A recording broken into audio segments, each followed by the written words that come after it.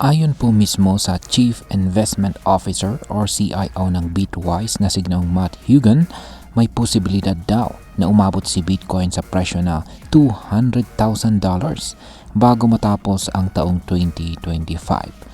Oo, tama po ang narinig ninyo. Mula sa kasalukuyang presyo na mahigit $102,000, inaasahang halos doble ang itataas ni Bitcoin sa loob lamang ng ilang buwan. Kaya ang tanong, realistic ba ito?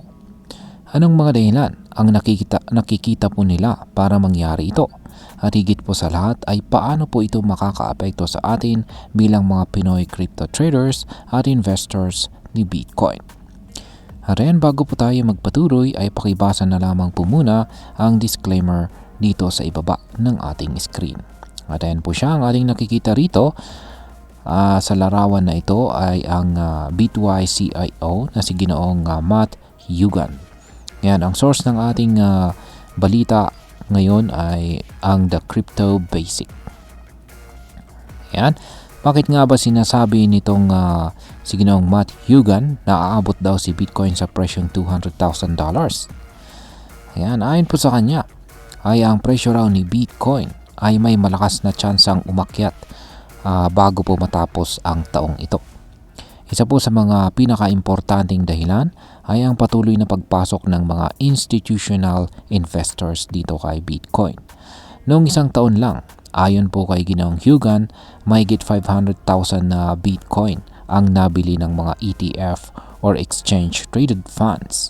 Para mas madaling maintindihan, ang ETF ay parang investment package na available sa stock market na nakabase kay Bitcoin. Ang problema ayon po kay Ginoong Hughan, 165,000 na Bitcoin lang ang nalilikhang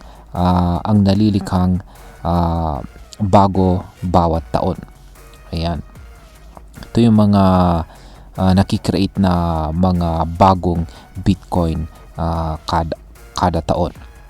Ibig sabihin ay mas malaki ang demand kaysa sa supply at kapag ganyan ay natural lang na tumataas ang presyo. Ngayon ay ano pa ang nagtutulak pataas kay Bitcoin? Bukod po sa mga ETF, corporations gaya ni MicroStrategy at ang mga bagong player na si Metaplanet ay patuloy din ang pagbili ng Bitcoin. Hindi lang basta-basta halaga ang pinapasok nila. Ito ay nasa mga billion dollars. Pero hindi lang private sector ang pumapasok. Maging ang mga gobyerno katulad po ng US ay may malaki ng hawak na Bitcoin. Ayon po sa ulat ay may hawak na raw ang gobyerno ng US na higit $17 billion na halaga ng Bitcoin. At may dagdag pa na nakakasurpresa. Ayon po sa bagong executive order ni President Donald Trump, inutusan niya ang mga kalihim ng Treasury at saka Commerce na maghanap pa ng paraan para makabili ng mas maraming Bitcoin. Pero hindi kailangang gumamit ng buwis or tax ng tao. Ibig sabihin ay pwede po silang magbenta ng ginto o ibang assets para lang madagdagan ang kanilang Bitcoin holdings. Ngayon ay ano naman po ang papel ng ibang bansa sa pag-akyat ni Bitcoin? Hindi lamang po US ang nakikilahok. Ayon sa mga report, bumili ang Abu Dhabi ng $460 million na halaga ng Bitcoin. At may mga haka-haka na 10 o higit pang gobyerno ang posibleng bumili ng Bitcoin sa unang pagkakataon ngayong taon. Kung totoo ito, dadami pa ang global demand. At dahil limitado lang si Bitcoin, posible talagang tumaas pa ang kanyang presyo. Ngayon ay ano naman po ang sabi ng ibang eksperto tungkol dito sa $200,000 na price target. Ayan, hindi lang po si Ginoong Matt Hughan ng Bitwise ang nagsasabi nito. Ayon naman po kay Gautam Chugani, isang senior analyst mula sa kumpanyang Bernstein, matagal na nilang tinatayang aabot sa $200,000 si Bitcoin bago po matapos ang 2025. At kahit sino pa ang manalo sa eleksyon, ay hindi raw ito makakaapekto sa takbo ni Bitcoin. Kaya ayan, may dagdag pa ang analyst mula sa Intuit Trading na siyang founder naman ng Blockchain Daily ay nagsabing mas mabilis pa ang galaw ni Bitcoin kaysa sa inaasahan nila. Matapos bumagsak po sa $74,000 nitong April, unti-unti po itong umaakyat. Ayon sa kanilang bagong chart or trendline, pwedeng umabot po sa $200,000 si Bitcoin pagdating ng July 2025 pa lang. Kung tutuusin ay kailangan lang tumaas ng halos 95% itong si Bitcoin mula sa kasalukuyang presyo na nasa $102,578 para maabot ang target na $200,000. Ngayon ay pag-usapan naman po natin ang posibleng epekto nito para sa atin bilang mga Pinoy crypto traders at investors ni Bitcoin. Yan, malaki po ang magiging epekto nito sa atin.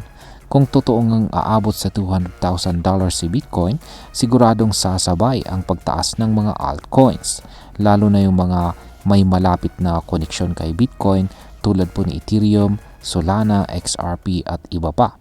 Kaya kung meron kang hawak na crypto ngayon, posibleng tumubo ito ng malaki sa susunod na mga buwan. Para naman sa mga bagong trader, magandang pag-isipan kung kailan po papasok. Kasi habang umaakyat si Bitcoin, sumasabay din ang hype at volatility. Kaya dapat maingat po sa pag-trade at laging may risk management. Para po sa mga long-term investors o hodlers, ito na po ang panahon para maging mas matyaga at mas maalam sa galaw ng market. Minsan lang po dumaan ang ganitong bull cycle. Bilang panghuli, ang masasabi ko naman tungkol dito ay sa totoo lang, credible ang prediction nitong si Ginoong Matt Hugan. Bilang CIO ng Bitwise, isa po siyang expert pagdating sa crypto market analysis. At kung susuriin natin ang mga datos mula sa supply and demand, institutional purchases, gobyernong bumibili at lumalawak na adoption, may basehan talaga ang target niyang $200,000. Pero syempre, hindi po ito garantisado. Maraming pwedeng mangyari. May geopolitical tensions, bigla ang economic crash, pagbabago po sa regulasyon, at yan na pwedeng makaapekto sa market. Kaya ang payo ko po ay mag-research palagi, huwag mag-all-in at laging alamin ang iyong risk bago pumasok sa kahit anong investment. At ayan, kung isa ka pong trader, obserbahan mong mabuti si Bitcoin sa mga susunod na buwan. Kung isa ka namang pong investor, alamin mo kung saan ka mas komportable. Short-term trading ba or long-term hodling? Ang malaga ay handa ka po sa kahit anong galaw ng market. Kasi sa crypto, isang balita lang, pwede pong magbago ang lahat. At ayun, hanggang dito na lamang po tayo sa video na ito mga ka-crypto. Marami pong salamat sa panonood. Ingat po tayo lagi at God bless po sa ating lahat.